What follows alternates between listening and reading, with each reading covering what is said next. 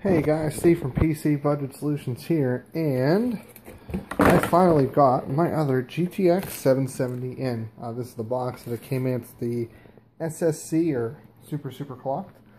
Just some of the things that it came with. It came with two 6-pin, 8-pin adapters, or a dual 6-pin, 8-pin adapter, which is actually what this is, and a dual Model X 6-pin adapter here. We got starter guide, a CD that you're never going to want to use, made for EVGA Precision, but if you have an EVGA account, you can download it. Some just cool layouts about some of the things we done with the fans, other more stuff, and then you also get some stickers and some posters and things of that nature. But it is already installed. I'm going to take out the side panel so you guys can get maybe a little bit better look at it here. As you see, I have two of them installed. I've always had two GTX 970s, and I just upgrade both of them to the SSC models, and I'll tell you why. So, right now, you can see them both here. This is running an 8-pin with a 6-pin adapter. So, the original ones were a little bit shorter. They only came out to about here. They had these nice back plates, which actually I'll show you guys here. Nice back plates that I got with them. Don't fit. As you can see, it's probably just a couple inches short there, about an inch, maybe inch and a half. But I have more coming. They just released them. But no coil wire, new coil design. So the heat pipes actually go from here all along and down the back, instead of them actually having to wrap around there. It has better heat distribution. As you can see, I'm feeding a lot of fresh air into it. Very solid performance. They perform just because y'all want just really no coil wine, a little better heat dissipation. These ones are definitely been a lot better. I got them up over 1500 megahertz. I was messing around with it on the core, no problems. They're running great. Just a quick rig overview. So that is an ASrock Z97 Extreme 4 board. I'm running EVGA G1. 650 watt E+ gold Supernovae power supply, 650 watt with two of these cards. I'll explain why I did that. Obviously G2 would be preferred. I was kind of trying to go more on the budgetish side, but I have a Corsair Air 540, as you guys can see there. A Be Quiet Dark Rock 3 cooler, so the pretty low fan curve actually, but it runs great. I have a 512 gig Crucial MX100 SSD, and I have, as you can see here, 120 millimeter Cougar hydraulic bearing fans intake, 140 millimeter Cougar hydraulic bearing fans exhaust. It's a really nice setup. Now I want to show you guys something here. So I'm going to run 3D Mark in 4K. So I'm going to set this up. But what you guys are going to notice here, and let me go ahead and run my flashlight so you guys can see. So I'll pull this out here. You can actually see that the wire's not in the way. It's power draw. Now, it's still loading, but you guys are going to see how much it's going to hit here. So this is pretty much full load. It'll tick around around 500 in some cases, but that is from the wall to the power supply. So it's actually using less system power than that. Which is really quite interesting.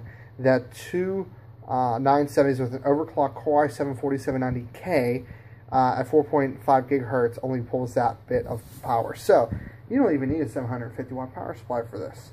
But anyway, so this is going to finish up here in a minute, and I'm going to show you guys all the performance tests, but I just wanted to give you guys a quick overview. This is my Samsung UD590 4K display. More on that here very shortly.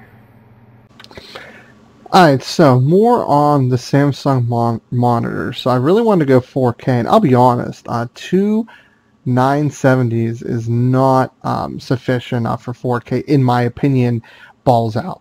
3840 by 2160 resolution takes a lot of power. Now, I'm a big WoW player, League of Legends. I do like playing the latest AAA titles. Crysis 3, you're not playing Ultra, but high settings, no anti-aliasing, you'll be alright. And I'll show you some of the benchmarks here that I ran. But a couple things I want to show you. So I'm going to bring up, I have GPU-Z running in the background. So this is kind of interesting. So in that entire setup, 72 degrees Celsius max on the core, 1400 megahertz boost. Just this is all I did. So EVGA precision. What I ended up doing was just setting each thing up to 100%, 110%, and then 91 degrees Celsius. So that's literally all I did. And let me bring up Msi Afterburner here. So I was messing with the fan curve earlier. So power limit 110%, and then 91 degrees Celsius. All I did, no extra core. And what's interesting is look at my fan curve here. In fact, I think I'm going to have to bring up Msi Afterburner because it's the same.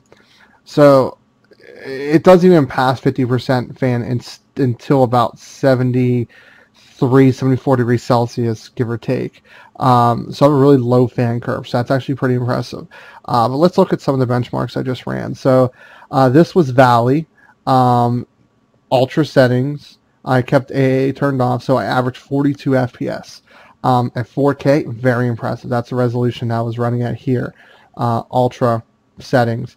Let's look at Heaven. So this one was a little bit lower. I think I ran this with 2x AA. I don't think I had. I was supposed to turn off, but I didn't. But still in the 30s, and that's really impressive for ultra settings at that resolution. And then lastly, here this is a benchmark I ran earlier. This is my 4K run with my i7 overclocked. So the graphics scored 5198, which is pretty impressive. If you look at that, there's not a lot of people that have scored too much higher with similar setups, with dual graphics cards with a quad-core hybrid threading. So that's actually quite impressive. And this is a stock run. Keep that in mind. So a little about the CPU itself. Like I said, 4.5 gigahertz, 1.24 volts.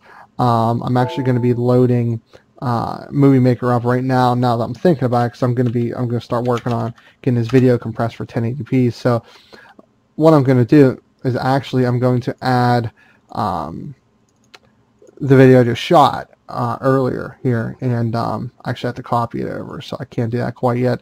So I'll do that later. But yeah, it's quite impressive. This setup, I spent $2,200 total. So with that being said, $2,200 for a monitor, the whole rig, very impressive. Power consumption is great, heat output's great, 4K performance is solid. One of the 970s I have can run WoW all the way, no problems. So yeah, I'm not really too worried about that. But anyway, guys, thank you guys for this overview of the GTX 970 SSC, also a rig update and overview of my rig as well. If you guys have any questions or comments, definitely leave it in the comment section below. I'm definitely interested to hear what you guys have to think. And as always, guys, like the video if you liked it. If you didn't like it, dislike it, but share it with people you think that it might help with. And then until next time, guys, take care.